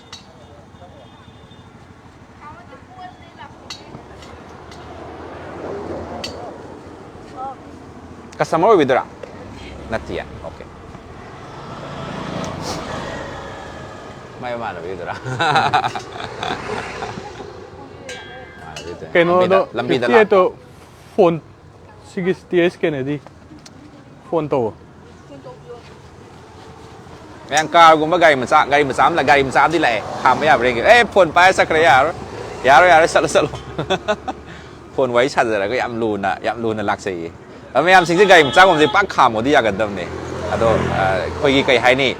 auto gum si dum kham me ko do gari macam gum si di kham mo ya ga dam hai ta re koi ima apku sai di auto da lo khat le hau ti ima se lo khat le se ima da lo khat le se ima handak se khoi sigi dukan sing ak ta mutha piu ba second nam khatang handak ne sigi dukan sigi handak ningul sakko bu mai le na khoi lottery ma pang thoi ba ko customer sing da ba chi am loi pizza ba ne ba moi da lai ba pha ba am tang khang ga piram mo ba mit na usal la ga ma tang sidagi number am tang lo khat piu ne anda phau doi se na juicer oi da ba masing kaya nom ta pa bi do ba kaya 40 40 oi do ni mai ming tom tang have you ba Pramodini Pramodini na lo khat pi ri ba mi sing ma ming sem tang pa thok cha ge 40 ko kaya 40 sana N Anand Baigabati lekai en anan bai gapati lekai degi lo khat pi re ima wo so hana thaga chari me am si 40 se number 40 sine ko lucky winner oi se aduga akhoi gi mai kai degi achapor am lak pi ri ba me am si auto si su kham bi ba ge achapor am tam khudo tam ja ge se ma se aduga ma gi su ming dom tang hai bi ne ma gi Halima sana 40 Nazir Ali yam nungai ngak tang kham bi re ko thank you thaga chari akhoi me am akhoi mathang gi winner juicer gi khanga khpa loi khra matung da mathang se washing machine oi dira mathang gi da washing machine khatang ngai re 51 ko washing machine me am sigi lucky winner ne hodi lo khala ka doi se ko adana me am si white ka blue ka to se to ro se ta yam sa ba ne ada me jo fi su to khalak ta da ai ko ngau ge to mi li sing asai keno do in to sha kai da crossing da sai dum to se lap thong ji adum khanga pa mi ma dum lak kan khong na ga lak pa gai da ga lak pa am ta kham bi ga ro asi kham ma se ada kham bi ꯑꯩꯈꯣꯏꯒꯤ ꯑꯩꯈꯣꯏꯒꯤ ꯀꯩ ꯍꯥꯏꯅꯤ ꯒꯥꯔꯤ ꯃꯆꯥ ꯊꯧꯕ ꯑꯗꯩꯗꯤ ꯒꯥꯔꯤ ꯑꯆꯧꯕ ꯊꯧꯕꯁꯤꯡꯁꯦ ꯀꯤꯕꯖꯥꯠꯅꯤ ꯑꯩꯈꯣꯏꯅ ꯁꯨꯝ ꯈꯥꯝꯃꯛꯄꯁꯤꯗꯀꯣ ꯗꯤꯃꯥꯟ ꯇꯧꯔꯛꯀꯗ꯭ꯔꯥ ꯀꯥꯏꯅꯒ ꯊꯧꯗꯤ ꯊꯧꯖꯟꯈ꯭ꯔꯦ ꯅꯠꯇꯦ keno hai ꯀꯩꯅꯣ ꯇꯧꯁꯦ ꯁꯨꯝ ꯀꯟꯁꯤꯌꯁꯂꯤ ꯇꯧꯕꯁꯦ ꯅꯨꯡꯉꯥꯏꯇꯦꯕ ꯑꯩꯈꯣꯏꯒꯤ ꯀꯩꯅꯣ ꯇꯧ ꯈꯪꯅꯕ꯭ꯔꯥ khanati ꯌꯥꯅꯤ ꯑꯗ ꯈꯥꯝꯕ ꯆꯠꯇꯦ ꯌꯥꯅꯤ ꯅꯠꯇꯦ ꯁꯨꯝ ꯂꯣꯇꯔꯤ ꯀꯩꯅꯣꯝ ꯇꯧꯖꯕ ꯑꯗꯨꯗꯒꯤ ꯑꯩꯈꯣꯏꯅ ꯁꯨꯝ ꯃꯌꯥꯝ ꯀꯟꯁꯤꯌꯁꯂꯤ ran pot leibagi diwali da pot leibagi ꯅꯠꯇꯦ leibagi lottery to ba lottery ꯑꯃ ꯁꯨꯝ ꯐ꯭ꯂꯥꯏꯡ ꯑꯃ ꯁꯨꯝ ꯅꯨꯄꯤ ꯑꯃ ꯈꯪꯒꯠꯆꯍꯟꯒꯦ ꯇꯧꯕ ꯅꯨꯄꯤ ꯑꯃ ꯑꯣꯏꯅ ꯇꯧꯔꯒ ꯉꯁꯥꯏ ꯅꯨꯄꯥ ꯑꯣꯏꯅ ꯇꯧꯔꯦꯕ ꯅꯨꯄꯤ ꯑꯃ ꯑꯣꯏꯅ ꯈꯪꯒꯠꯍꯜꯂꯒꯦ ꯇꯧꯕꯅꯦ ꯊꯦꯡꯛ ꯌꯨ ꯃꯌꯥꯝ ꯑꯩꯈꯣꯏꯅ ꯁꯨꯝ ꯃꯌꯥꯝꯅ ꯌꯦꯡꯕꯤꯔꯤꯕ ꯃꯌꯥꯝꯅ ꯁꯨꯝ ꯒꯥꯔꯤꯁꯦ ꯌꯥꯝ ꯈꯪꯅ ꯈꯥꯝꯃꯛꯄ ꯒꯥꯔꯤꯁꯦ ꯃꯌꯥꯝꯅ ꯁꯨꯝ ꯂꯥꯟꯅ ꯆꯤꯡꯅꯈꯤꯕ ꯌꯥꯏ ꯍꯥꯏꯗꯅ ꯑꯩꯈꯣꯏꯅꯁꯨ ꯁꯨꯝ ꯈꯥꯝꯖꯗꯕꯅꯤꯀꯣ ꯀꯩꯒꯤꯅꯣꯗ ꯍꯧꯖꯤꯛ ꯂꯥꯛꯏꯕ ꯑꯩꯈꯣꯏ ꯂꯥꯛꯀꯗꯧꯔꯤꯕ ꯋꯤꯅꯔꯁꯤ ꯈ꯭ꯋꯥꯏꯗꯒꯤ ꯋꯥꯟ ꯑꯣꯐ ꯗ ꯕꯤꯒꯦꯁ ꯄ꯭ꯔꯥꯏꯖꯅꯤ ꯉꯁꯤꯒꯤ ꯑꯗꯨꯅ ꯑꯝꯇ ꯈꯥꯝꯕꯤꯌꯨꯕ ꯁꯦꯀꯦꯟ ꯑꯃꯈꯛꯇ ꯈꯥꯝꯕꯤꯌꯨ ꯀꯩꯅꯣꯅꯦ ꯂꯥꯛꯑꯣ ꯁꯤꯗ ꯆꯞ ꯆꯥꯔꯦ ꯍꯟꯗꯛꯁꯦ ꯃꯥ ꯀꯩꯅꯣ ꯇꯧꯋꯦꯕ ꯑꯩꯈꯣꯏꯒꯤ ꯅꯤꯉꯣꯜ ꯆꯥꯛꯀꯧꯕꯒꯤꯅꯦ ꯁꯤꯒꯤ ꯑꯩꯈꯣꯏ ꯐꯦꯃꯤꯂꯤ ꯃꯥꯔꯠꯀꯤ ꯀꯁꯇꯃꯔꯁꯤꯡꯒꯤꯗꯃꯛꯇ ꯑꯩꯈꯣꯏ ꯂꯣꯇꯔꯤ ꯑꯃ ꯁꯤꯟꯖꯩꯌꯦꯕꯀꯣ ꯁꯤꯗ ꯆꯦ ꯃꯌꯥꯝ ꯍꯥꯞꯄꯦ ꯆꯦ ꯑꯃꯈꯛꯇꯪ ꯂꯧꯈꯠꯄꯤꯌꯨ ꯀꯅꯥ ꯂꯧꯈꯠꯄꯤꯒꯅꯤ ꯃꯤꯡ ꯑꯝꯇꯪ ꯍꯥꯏꯕꯤꯌꯨ ꯂꯧꯈꯠꯄꯤꯗ꯭ꯔꯤꯉꯩꯗ ꯑꯁꯥ ꯀꯩ ꯂꯝꯗ ꯑꯣꯏꯕꯤꯗꯣꯏꯅꯣ ꯆꯦꯛꯀꯣꯟꯗꯒꯤ ꯏꯃꯥꯒꯤꯗꯤ Chekone ꯃꯤꯡꯗꯣ ꯑꯝꯇꯪ Ayingbi ꯌꯦꯡꯕꯤ ꯅꯨꯡꯉꯥꯏꯖꯩ ꯑꯩꯈꯣꯏ ꯀꯀꯥꯒꯤ ꯃꯤꯡꯗꯣ ꯑꯝꯇꯪ ꯍꯥꯏꯕꯤꯌꯨ ꯑꯩꯒꯤ ꯃꯤꯡꯗꯤ ꯁꯥꯃꯨ ꯀꯧꯏ ꯇꯣꯞꯇꯩꯅꯤ ꯇꯣꯞꯇꯒꯤ ꯌꯥꯝ ꯅꯨꯡꯉꯥꯏ ꯌꯥꯝꯅ ꯑꯩꯈꯣꯏꯒꯤ ꯆꯣꯀ꯭ꯂꯦꯠ ꯑꯃꯃꯝꯁꯨ ꯈꯨꯗꯣꯜ ꯇꯝꯖꯒꯦꯀꯣ ꯉꯥꯏꯍꯥꯛ ꯁꯨꯝ ꯈꯥꯝꯕꯤꯕꯒꯤ ꯑꯩꯈꯣꯏꯅ ꯍꯥꯏꯖꯔꯨꯕꯗ ꯑꯩꯈꯣꯏ ꯃꯇꯦꯡ ꯄꯥꯡꯕꯤꯒꯦ ꯍꯥꯏꯕ ꯋꯥꯈꯜꯂꯣꯟꯗ ꯈꯥꯝꯕꯤꯕꯒꯤ ꯑꯩꯈꯣꯏꯅ ꯁꯨꯝ ꯑꯩꯈꯣꯏ ꯄꯨꯛꯅꯤꯡ ꯊꯧꯒꯠꯆꯕꯅꯤꯀꯣ ꯑꯆꯥꯄꯣꯠ ꯏꯆꯝ ꯆꯝꯕ ꯑꯆꯥꯄꯣꯠꯅꯦ ꯑꯉꯥꯡꯁꯤꯡꯒꯤꯗꯃꯛꯇ ꯑꯗꯣ ꯀꯩꯅꯣꯅ ꯁꯤꯁꯇꯔꯅ ꯑꯝꯇꯪ ꯃꯤꯠ ꯎꯁꯜꯂꯒ ꯂꯧꯈꯠꯄꯤꯌꯨ ꯑꯣꯈꯥꯏꯕꯤꯌꯨ ꯁꯅꯥꯕꯨꯟꯁꯦ ꯑꯝꯇꯪ ꯊꯥꯡꯒꯠꯂ ꯑꯣꯈꯥꯏꯕꯤꯌꯨꯅꯦ ꯈꯨꯠꯅ ꯄꯥꯏꯕꯤꯔꯒ ꯑꯣꯈꯥꯏꯕꯤꯌꯨ daw yaba mi mana ꯑꯃꯈꯛꯇꯪ washing machine phangdoine ꯋꯥꯁꯤꯡ ꯃꯦꯆꯤꯟ ꯐꯪꯗꯣꯏꯅꯦ ꯑꯗꯨꯒ ꯃꯁꯤꯡꯗꯨꯁꯨ ꯄꯥꯊꯣꯛꯄꯤꯌꯨ ꯃꯌꯥꯝꯗ ꯃꯁꯤꯡ ꯀꯌꯥꯅꯣ ꯍꯥꯏꯕꯗꯣ ꯃꯌꯥꯝꯗ ꯎꯠꯄꯤꯔꯛꯑꯣ ꯑꯗꯨꯒ ꯄꯥꯊꯣꯛꯄꯤꯌꯨ ꯁꯦꯔꯤꯌꯦꯜ ꯅꯝꯕꯔ ꯀꯌꯥꯅꯣ ꯑꯣꯟꯊꯣꯛ ꯃꯅꯤꯡꯗ ꯃꯇꯨꯡ ꯑꯣꯟꯊꯣꯛꯑꯣ ꯃꯌꯥꯝ 1 3 13 unlucky number က high number number เส lucky โอเรกันสิ1313โอยด้วยนี่ก็โอเคอย่าง1313เส lucky winner เสกนาไว้นี่ เมดิน่าวังไคตกปมเลยรัก เมนะวังเคยตกปมไรรักตะกี้แม่มาหางนะคุย lucky winner โอ้ยได้ยามนุ่งไงใจ thank you ฮันนะทักจะรีงาหากลำบีดปัลฮันจะรีกว่าตัวคำบีแล้วกันแต่คุยมี พูดพังด้วยเหรอวะ นั่นเตะเขาจะกี้เราเขาเลยเป็น number ดูมวยนับพังด้วยนี่ เวตุเวกิ โอ้ยยามนุ่งไงใจคำจะรู้มาตั้มดากะรีไรบ้านโน้ให้นั่งคุยคำบีไปตั้มทุกฮันนะทักจะรีคุยใส่ได้กะรีคำจะมาตั้มดามีฉันกีดนะกะรีหายแล้วก็ด้วยเนาะเขาจะการนี่มาซากิโอ้ยขันนะบางตัวอินโตเลย กี่บ่มา โอ้ยสันน่ะเขาจะมาตั้มสิเดกะรีบ่อยด้วยเนาะกะรีมาคำมักตาดิมีกี่มาเตะมาปังบิวกะรีมันโตบิวให้บางกี่อยด้วยเนี่ยคำบีได้ว่าให้แต่คุยยามงักปังสิเสอะตัวคุยกับเขาให้นักคำบีดนะอีมาให้นักคำบีดนะสิสาวให้นักคำบีดโตบิวเสมันนี่ปุ่มยามตัวเมสเซจสมาสวยด้วยนะโอ้ยสนุกกว่า อะตัวกรัมบ้าปีเจเนอร์บิราม TV channel เสคุย ISTV ก็ ISTV ได้ละทารักกันด้วยนี่ยามนุ่งไอใจกว่าโอ้ย ไอ้ก้อยอาซาเซีย โอ้ย มาสู่อะไรพวกที่เราเนี่ยมายามสู่นุ่งซีบิโออะตัวก็ได้ดีบ้างไงกี้สิ่งนี้สิดางั้นสิ่งที่สู่ตั้งใจฝันเอาไว้สู่ ยาอามุกลักปิวก็สิ่งที่ดูการเสลักปิวดุมเลยจากนี้บ่ค่อยอะตัวได้สวยนะดุมตกจากตัวก็สิ่งที่ไม่360ให้ก็จะขังหน้าบันนี้ก็ค่อยเสียตัว ISTV ก็สักคนจะปุ่นแล้วก็เลยใจให้แต่ก็ ISTV สมัยจะไม่ว่าเลยยามปุ่นแล้วก็เลยบินอ่ะไปปุ่นแล้วพิงบินอ่ะไปให้ตามาเนี่ยตัวปุ่นแล้วก็เลยบินอ่ะจะเป็น thank you ฮันนะถ้าก็จะรีแม่คุยกี่ family mart นะคุยกี่ปักทุกสัปดาห์ดูมาทอรมเซสได้คุยน่ะสู้แม่น่ะสู้ใกล้ channel แล้วนะนำไปปุ่น ISTV นะให้นะ ISTV จะคุยสิ่งไม่ใช่เสียปุ่นโปรแกรมกามินน่ะจะไปด้วยแต่คุยน่ะสู้ปุ่นน่ะ support ตรงนี้ให้แต่น่ะสู้ happy use ตัวจะเป็นนี้อ่ะตัวแม่คุย family mart กี่แม่ฟังสิ่งกี่คุยฮันเดอร์กิจที่คุยน่ะปังทุกกี่บ้าคุยมุขจักรวาลไม่เล่นน่ะปังทุกกี่บ้าแม่น่ะปีกี่บ้าดูกันบ้า แกโนกี้อัตติดิ แม่น่ะซีแม่น่ะคุยเราถูกจับเป็นมินี่วินเนอร์สิ่งดูกันขนาดโน้ให้เราถูกจับเป็นมินี่วินเนอร์สิ่งตัวเปล่าเลยปีครับบ่ เป่า13กี้เมดิน่าตัวคนนั้นตัวกำเบอร์ตัวละจูเซอร์กี้นะ วินเนอร์สิ่งกันมันอะไรเสียโอ้กันมันวินเนอร์เนาะ มิงเกสุรบละอาหารมากี้ไอ ไอ เรน เรน กี้ ไอเรนกี่ตัวเอาตัวเดี๋ยวไปทั่วสิ พี่โทษสิมา นักปีโรเอาตัว official photo ตั้งโลบิโร ไอโฟโต้โลกี้ official photo ตั้งอีมานับปีฮันบิโร na ku mama na ba ni lepo ay nan bira นั่นเต็มมาเดียวฮัลโหลเนาะกันเนาะอีมาวันต่อฮัลโหล มาสิเลย ใช่บิโรอีมานะสุนัขกันลมทั้งบิโรเอาตัว สิ วินเนอร์นะสุ สิ นัข กี้ กันลม แฟมิลี่มาท่าไปสิสิมามังก็ตัวสิ ใช่ได้แม่ลักกี้วินเนอร์ละคุณสินะกันตัวเร่ทุนอะไรอันนั้นประกาศสมัยเอรังบากี้ยังไม่ได้ยังบิตาเร่มาทั้งสมัยปากปุ้ยบิวกว่าดูแฟมิลี่มาตะกี้โปรเจกต์แม่อ้ำสุดเลยกันตรงดูออฟเฟอร์สุดตรงพีวีบันนั้นจะให้คุณดิ้งแกพีวีกว่าโอเคตัวนี้คุยนะสมออฟเฟอร์สุดพิซซ่าแบบพร้อมเซสต์มาทั้งวินเนอร์ดีลักทรี มาทั้งวินเนอร์เป่าแต่หันไอสิโลถูกดีกว่า แม่สมัยตัวมันทวินนั่นใช่ไหมก็ตัวนี้เขาเรียนใครกี่มาร์เบิลเราขดตัวประตูสั่งกูอินจังมันเนี่ยมาโฮ้ย system ตัวบุตรพัดพัฒนาดูตัวก็รวยเลย system ตัวบุตรพัดพัฒนาตัวแม่นะชมลำบีตลักปะก็สมัยนั้นดักเราขลังภาษณะไพ่ดาร์ดูวันเนี่ยตัวแม่ family mart กี่มนุษย์อะไรบ้างสิ่งเสียคุยนะเฮ้ยประดับคนที่มาเลยเราจะเริ่มจากก็สู่ให้เป็ดจารกป่ามาแม่ชมยังหันจะยังไงก็คุยนะสู่มามังกี่กันนั่นได้คุยวิดีโอแกได้ดมคุยแชร์ตัวจากเขาเนี่ย Germany 1 Japan ล่ะ Japan กับ Germany ก็หุ่น1-0ได้เลยดิ half time แข่งกัน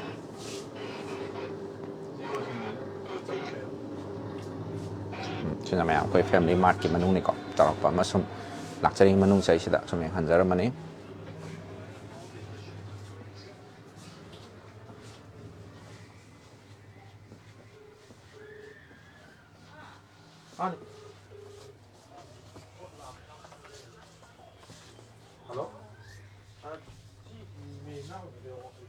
เดาอย่างว่าแม่อ้ำได้ไงมาสิ family mart กี่วันนั้นโอ้ยแล้วก็ washing machine พังมันพังบ้า electric iron พังมันพังบ้าคุยจุ่มปวดเลยเดี๋ยวเดาปัดปนินะก็เดาปัดปนินะแกมพังเลยแล้ว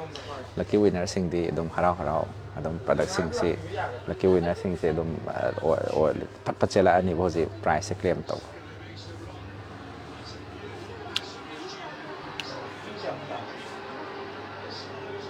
ว่ากับมาเองแฟมิลี่มาร์ทอะพวกเลยหลักปีมาตอนว่ากับเองมาช่วยอะไรทีวีจะเข็นแล้วทำแบบนี้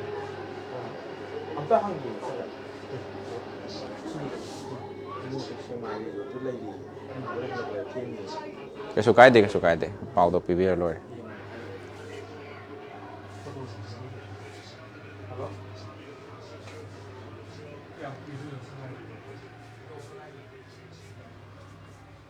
Bhai photo in share tawar se